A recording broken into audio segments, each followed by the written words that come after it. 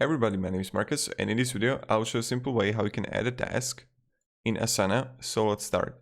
The first thing you want to do is when you are in Asana and you are in your workplace board, you want to go here and click plus next to the search, and then you're going to see task here, or you can simply add a task under your main. Let's click task here, task name. We can go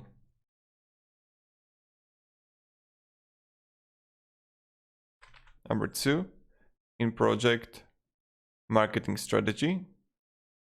We can change the priority and create a task. Right now you can see that we got a task here. What you can do also is to add it here and snapshot add, and voila, this is how we do it. So thank you very much everybody for watching. If you have any questions, guys, ask me down in the comments. And yeah, goodbye.